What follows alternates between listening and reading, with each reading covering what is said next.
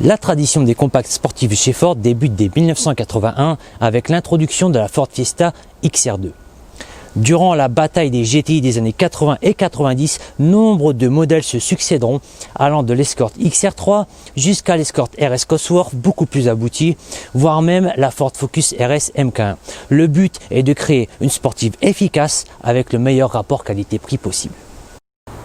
La Ford Focus RS MK1 voit le jour en 2002, sera produite jusqu'en 2003. C'est une petite traction avec un moteur 4 cylindres turbo de 215 chevaux. La Ford Focus RS MK2 prend la relève de 2008 à 2010 avec la lourde tâche de faire passer sur son train avant les 305 chevaux de son 5 cylindres turbo. Enfin, à partir de 2016, c'est tout simplement la Ford Focus RS MK3 qui perpétue la tradition en s'imposant cette fois-ci avec une transmission intégrale. Et je suis très heureux aujourd'hui de pouvoir vous présenter un exemplaire de cette voiture qui date de 2017 et je vous laisse l'observer pendant un petit instant. Cette Focus RS est une sportive ultra efficace et bestiale. Elle abat le 0 à 100 en 4 secondes 7, vitesse max 263 km/h. Ses dimensions sont celles d'une compacte et restent assez mesurées. Elle fait 4,39 m de long, 1,82 m de large, le tout pour un poids de 1524 kg et elle était proposée au tarif de 39 600 €, prix de base. Dans cette escalade à la puissance, cette RS a dû faire face à de nombreuses rivales dans le domaine des compacts. On peut ainsi citer par exemple la Volkswagen Golf 7R, la Mégane 4 RS ou encore la Honda Civic Type R et ses 320 chevaux. Vous le savez, sur Overdrive AM, je ne suis pas forcément fan des sportives modernes avec leurs petits moteurs hyper suralimentés. Pourtant, j'avais envie de vous présenter cette Focus RS qui pour moi s'inscrit dans la longue lignée des 4 cylindres sportifs turbo de chez Ford. Ce moteur est donc un moteur EcoBoost dérivé de celui de la Mustang. On a 2,3 litres de cylindrée, 4 cylindres 16 soupapes, 350 chevaux à 6000 tours, 470 Nm de couple des 2000 tours, une puissance démoniaque qui promet des super performances sur cette compacte. Et je vous propose tout de suite d'écouter la sonorité de ce puissant 4 cylindres turbo.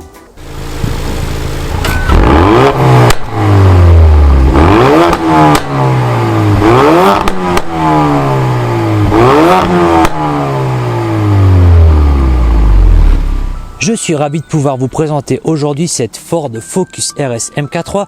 Elle date de mars 2017, elle affiche 27 000 km au compteur, superbement équipée, elle est juste en parfait état. À l'avant de cette Focus RS, on retrouve un pare-choc agressif et très expressif avec une grande ouverture pour l'entrée d'air frais pour le moteur. De part et d'autre de ce pare-choc, des entrées d'air un peu plus petites destinées au refroidissement des freins.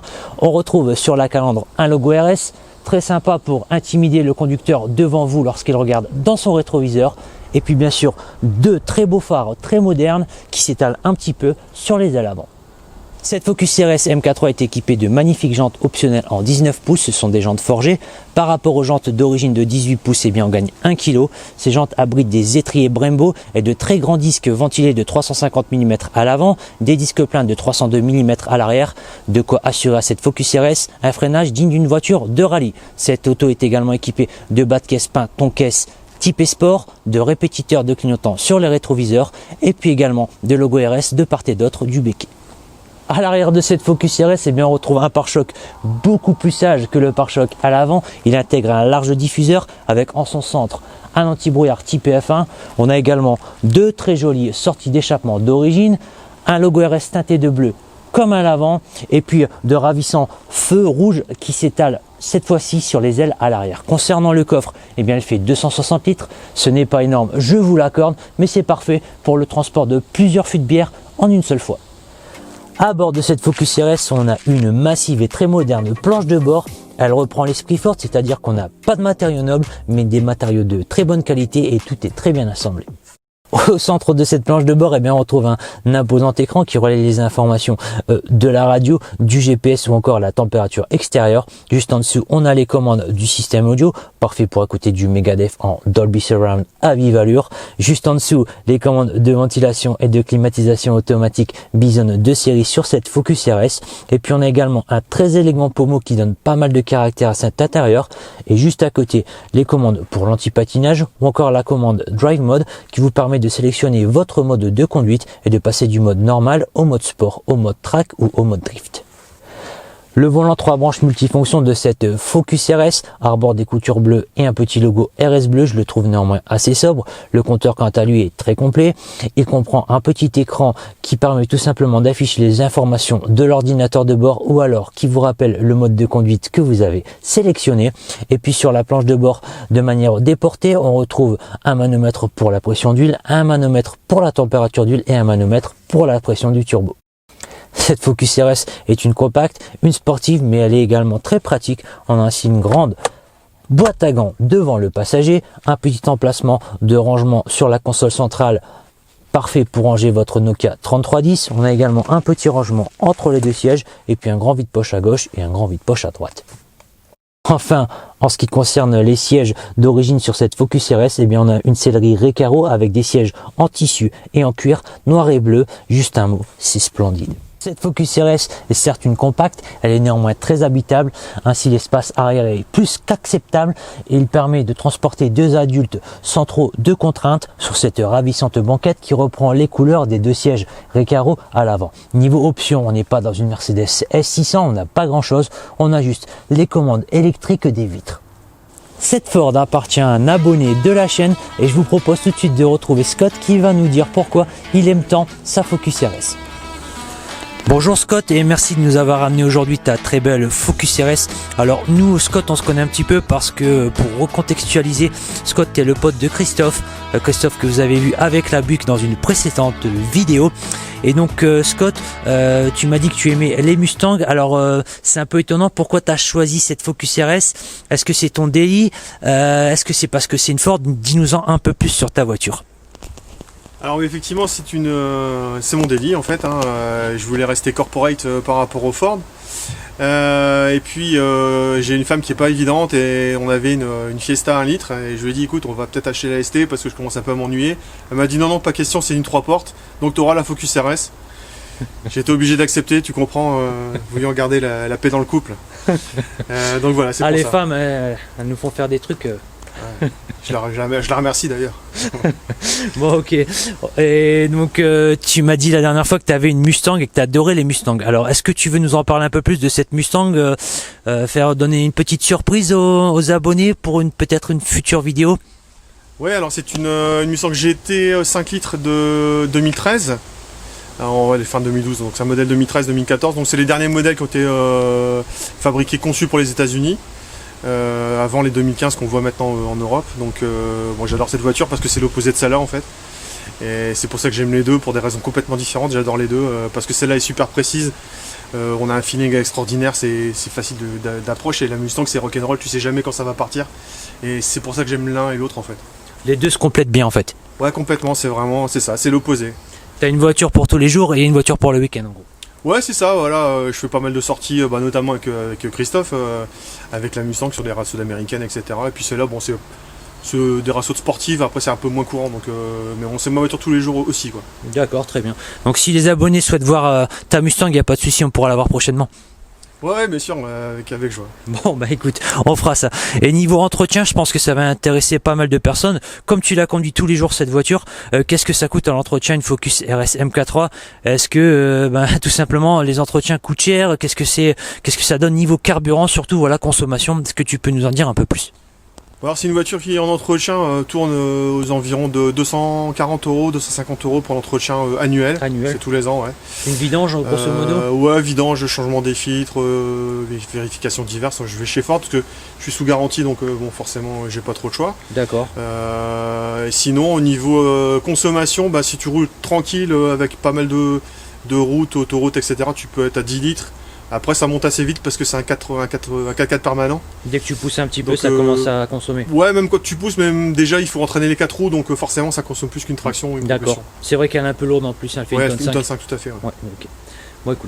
Bon écoute Scott, je te remercie pour les infos. Et puis je pense que c'est le temps d'aller l'essayer. Tu m'emmènes faire un tour? On est parti?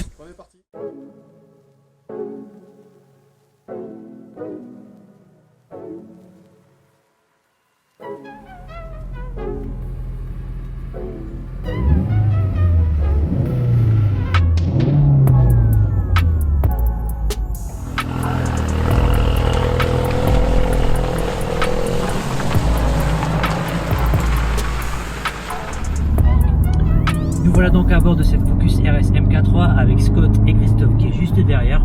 Alors Scott, cette voiture a un moteur de 350 chevaux, un couple énorme. On est persuadé que c'est une sportive ultra efficace, mais qu'est-ce que tu penses toi de l'utilisation quotidienne de cette voiture et surtout de sa polyvalence en fait en ville? Est-ce qu'elle est facile à conduire en ville? Ouais, franchement c'est une voiture qui est assez facile à prendre en main, même en ville. Après bon, c'est vrai que tu seras peut-être plus à l'aise dans une C3 ou enfin, j'en sais rien, d'ailleurs j'en ai pas, mais non, c'est une voiture qui est vraiment facile à conduire. En plus de ça, bon, tu as le réglage de suspension, donc elle est quand même assez ferme à la base, et tu peux avec un bouton actionner les suspensions plus fermes quand tu veux rouler par exemple sur circuit, ou alors tu utilises les différents modes, puisque c'est bardé d'électronique forcément, tu utilises les différents modes pour pouvoir adapter le confort à ton aise. T'adapter la voiture à ton confort au lieu où tu conduis et au endroit où tu conduis. C'est vrai que là on est installé dans les sièges Recaro, alors ils sont très confortables, ils maintiennent super bien, c'est normal, hein. Des sièges pour Recaro c'est fait pour ça, mais la suspension elle est légèrement tape-cul, j'ai envie de dire, très légèrement. Alors après le confort de roulage reste correct, hein. On n'est pas sur une planche de bois, mais bon, la suspension est vraiment typée sport sur cette Focus RS, ça on peut le dire. Il n'y a personne devant nous ni derrière nous, on est sur une route secondaire. On va donc faire une petite reprise en partant de 20 km/h jusqu'à 80 pour voir ce que la voiture a dans le ventre et la sonorité du moteur. Scott, quand tu es prêt, je t'en prie. C'est parti.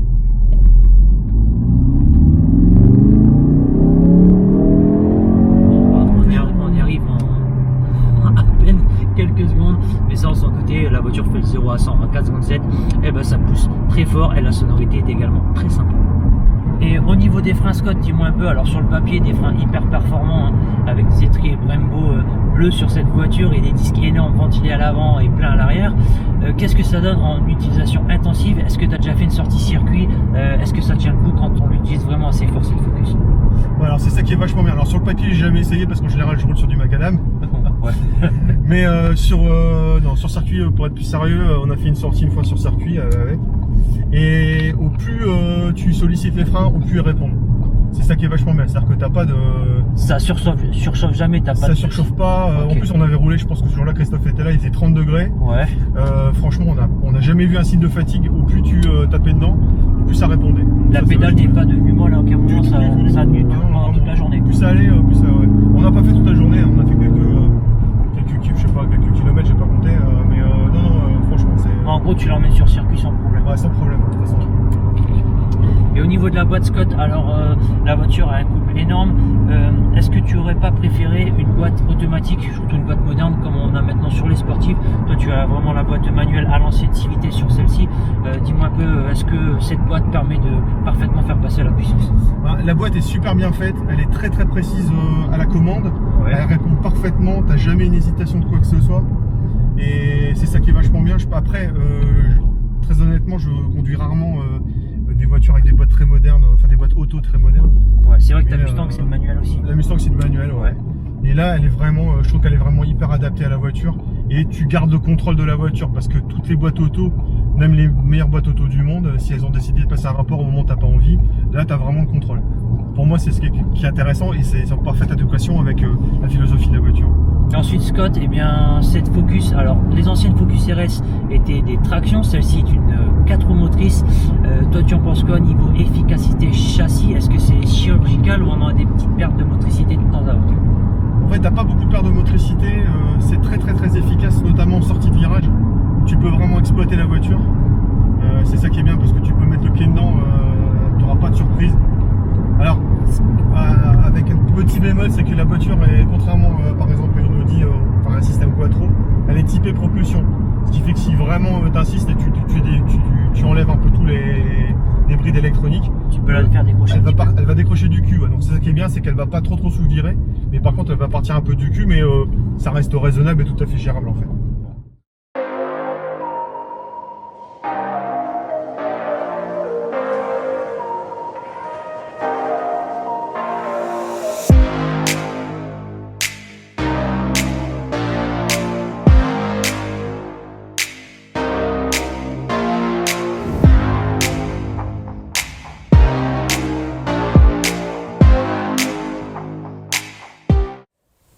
Peut-on parler de voiture de collection avec cette Focus RS MK3? Pas vraiment, c'est une voiture moderne.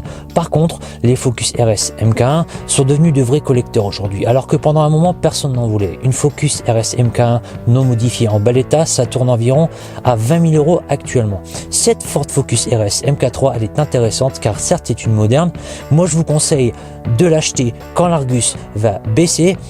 Essayez de trouver un bel exemplaire en parfait état non modifié et de la garder si vraiment elle vous intéresse et que vous souhaitez la garder pour la collection pour le futur, car à mon avis sa cote finira par remonter car ce sont vraiment des sportives comme on n'en verra plus jamais, avec ces moteurs très puissants, certes turbo hyper suralimenté, mais elle est très efficace et malheureusement les normes anti-pollution futures risquent de tout simplement éliminer la plupart de ces compacts sportifs, comme par exemple la Mégane 4RS qui va disparaître du catalogue Renault à cause notamment de son moteur qui pollue trop. Donc si elle vous intéresse, faites attention, attendez un petit peu, choisissez un bel exemplaire mais gardez-la en collection, car à mon avis dans le futur ces voitures vont devenir très rares.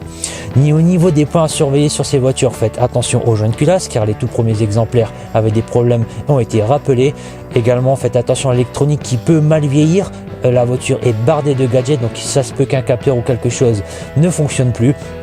Et puis également faites attention aux voitures trop modifiées, je vous conseille vraiment d'acheter une voiture parfaitement d'origine et surtout très suivie niveau entretien car ces sportifs sont assez exigeantes. Les amis, j'espère que la vidéo de présentation de cette Focus RS MK3 vous a plu.